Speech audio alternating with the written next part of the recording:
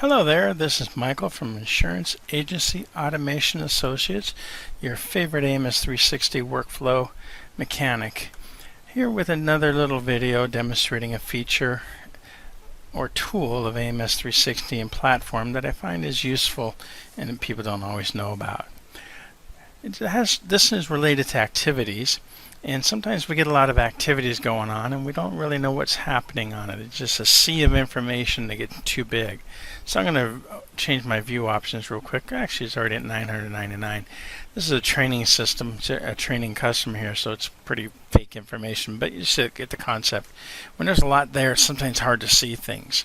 So I'm about to show you how I can organize a little better. Before I forget, this tool I'm going to demonstrate in both the company center for those in accounting and also in the customer center for those in the service or sales side. So if you're an accounting person, don't get disappointed. You have the function availability as well. I'll demonstrate that. It's just I'm going to spend most of my time here in the customer center, and about 3/4 of the way in I'll convert over to the showing you on the other side. So again, we see a lot of activity here. We don't have it always as organized as I'd like to. We do have distinct action types. I got assigned to a specific policy. I got some coding that I'm using. 1920 meaning the policy effective year, policy expiration year. I got a short code for the line of business, in this case auto.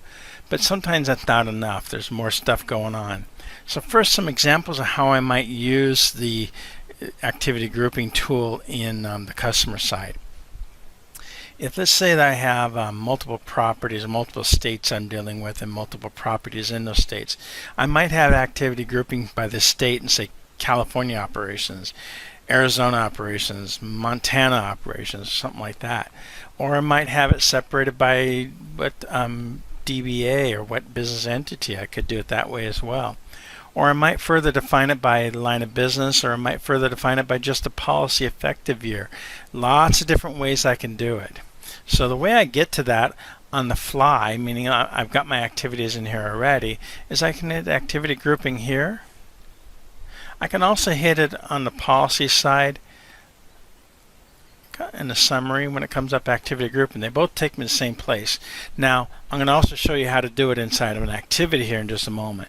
If for some reason you're not seeing these tools available, then that means you're not enabled in your security settings and you have to go to your admin person to change that. That's pretty simple for them to do, but they should do it. I know in any that I work on, I always turn it on automatically from the start, so you should have that. Okay, let's bring that puppy back up. Where are you? There you are. So there I got my activities. I've made them broader so I can see all the years, 999 activities, not really all years, but a couple years back. And so let's say that these 3 or 4 activities here, this one, and this one here, are all related to each other. I want to group them. So I'm going to go to group setup right here. Bring that puppy down for, whoops, that's not what I want to do. I'm bringing it down so you can see it. So I'm going to go ahead and click in here and just give it a name. Now your naming convention is unique to whatever you want.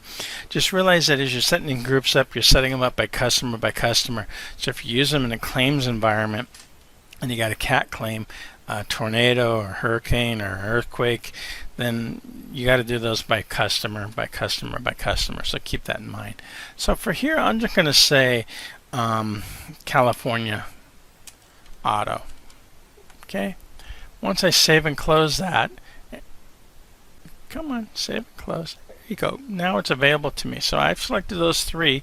Select California Auto. I just set it up that way it's appearing there. I'm going to say update group. Before I do that, watch this column right here. So those 3 activities are now in that group. Maybe this one here, oh, I didn't mean for that one to be in that group. Maybe I did it accidentally. I just come back down here and hit ungroup. And watch that, it's a certificate activity. Update group, and there it is, ungrouped. So I'm going to save and close that real quick. So now you'll see, I'm going to slide over here. You'll see the grouping there. I'm going to go back to my activity view. You'll see my group in there. Now remember, and if you've hidden these columns, if you're not seeing the columns there, just hit the down arrow somewhere, go to columns, and make sure the group is turned on, both here and in the summary of the policy, activity summary of the policy. That's how you get those in there. Now let's say that down the road I'm creating a new activity, going along, click activity there, and here I got my activity. There's my group setup. If I already have an activity there, gives me a group's name there, I can select it here, and any activity I do will go forward on that. If I don't have it and I say, I think I need it, there's the group setup button again, same place. Okay, so it takes you to the same place. I'm not going to create a new activity here. So that's how you do it in the Customer Center. Let's talk about one more thing on it. Activity grouping again. Let's say that maybe I don't need that grouping anymore for some reason. So I can go to my group setup and I can say, hey, inactivate that. So I want you to notice that there I've inactivated it. Save and close. And then save and close there again. It's still there. If I do new activity, write that down for you. I go to my group, it's not there. But the items that I had there before are still there. So one more thing I want to show you there. I'm going to go activity grouping one more time. Write that down for ourselves. And this time I'm going to go to group setup. And I'm going to delete that group. Right click there, delete. It's deleting a group will clear out the activity. Deleting a group will clear all the grouping on all rows where it was used. Select the information to be deleted upon save. Continue. Yes. I'm going to save and close that. I want you to watch what it does over here. It deletes the group after I hit my final save and close. The group's gone. The activities did not delete. They're not hidden. They're still there. Nothing changed on it. Just that additional grouping is gone. That's all. You did not really delete them. Let's move over here to Company Center. I'm in a finance company at the moment, so I'm going to talk about an accounting side. So group activity, maybe here I'll go group setup and I'll say account current. I might spell it right too. And I'm going to save and close that. Maybe other ones I have, I'm in a premium finance here, and maybe I say funding reports. Or maybe I'll say years or whatever. A bunch of different things I could do. So save and close there. I'm going to go ahead and get my activities here. Refresh that list. Update. So there I can go ahead and select my couple activities. Update them. Do the same thing. That's as easy as it gets. Save and close and they'll be there. So I hope that was beneficial to you. Again, this is Michael in Insurance Automation. In case you got this video via share of an email, you can go open your favorite browser here, ins-automation.com. And on top of every page, I have this little red newsletter button. You can sign up for the newsletter and get it yourself.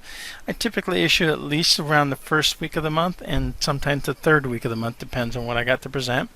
There's a lot of other useful information on the web page here as well. Please share it with all your friends. Do have a Facebook presence. You can click that Facebook link right there and you'll see it. Not very active on it there. I need to get my butt going on it. I'll do that eventually here.